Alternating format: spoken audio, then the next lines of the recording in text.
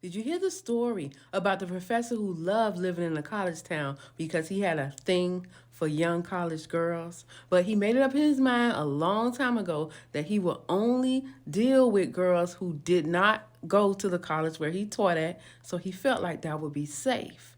Well, one particular day, he found out that a college fraternity was having a costume party, and it wasn't at his college, so he was free to go. He got him a costume of a bear, dressed up, went to this college party, and was posted up drinking beer, vibing. Nobody really knew who he was. One by one, as it started getting late, he saw little college kids dipping out with the girls, and he was just like, okay, it's almost his time to get lucky. Before he could even try to find his target for the night, he got a tap on his shoulder, and it was a girl. And he was like, oh, hello. And she's like, you don't remember me, do you? And he's like, wait a minute, what's going on with my costume? I thought I was undetectable. She says, of course I remember you.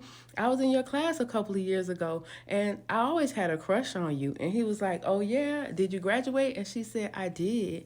And he said, well, what you up to tonight? And she says, well, I would love to be up to you because, I always had these fantasies of what I would do to you if I could get you alone.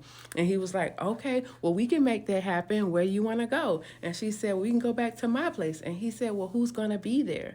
And she said, nobody. In fact, everybody's gone from my neighbor's house, so me and you will be the only humans for miles around. And he was like, all right, let's do this. I'll meet you there. So he gets into his car, he follows her to her house, and they walk in. He's still wearing his bear costume, she's wearing a nurse's uniform. They sit down on the couch together, and she says, would you like me to make you some coffee? And he's like, yes, of course, that'll be fine. She goes in the kitchen to make them some coffee, comes back out, and they take a sip. And then he's like, you know what? Can I give you a kiss? And she says, of course you can. And they tentatively kiss together, and they just looking at each other like, ooh, this gonna be nice. And he's like, well, what do you want to do? Would you like me to take off this costume? And she says, no, not yet. I think you're really cute, but let me get out of this nurse's uniform. I'll be right back. She goes in the bathroom, comes back really quickly, and when she sits down on the couch, she's inching closer to him. He inches closer to her as well, and he gives her another kiss, and this time his hands start rubbing all over her legs. She's purring in his ear, and he's like, oh, yes, you feel so good. You feel so nice. I wish I could take off this costume. She's like, no, not yet. Not yet. I just like the way it feels. I just think you look so adorable. So they start making out. I'm talking about hot and heavy. Her hands are roaming all over his body as well. He's starting to breathe hard. He's watching her, and then she starts to blink. And he asked her, are you okay? And she's like, I don't know. I'm starting to feel a little lightheaded. And so then he smiles. And he reaches into his pocket and he takes out the handcuffs and he shows them to her. And she's like, what are you doing? And he places them on her wrist, and he's like, you know what? We're going to have a little fun. And that time she started to shake her head like, what's going on? And he looks at her and he's like, listen, you're going to be okay. You're just going to get a little bit drowsy. I put something in your coffee for us to enjoy the evening. And she's like, what are you saying? And at that same moment, he starts to feel drowsy. He's like, oh my gosh. And she's like, are you okay? And he's like, no, I don't. I just feel like, whoa, hold up. What's happening? And he's like, did you put something in my coffee? And she says, yes, I did. In fact, you're about to feel a little drowsy. Your muscles are about to relax to the point where you won't have any control over your body anymore. He's like, what are you saying? And as she's speaking, he's like trying to fight it. She says, don't fight it. Don't fight it. Just lay back. In fact, let's lay on the floor.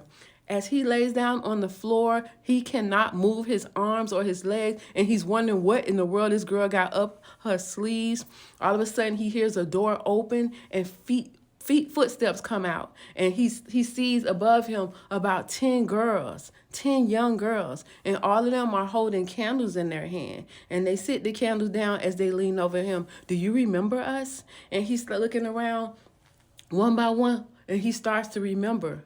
All of them were girls that he met on college campuses, and he put a little something in their drinks, and he took advantage of them.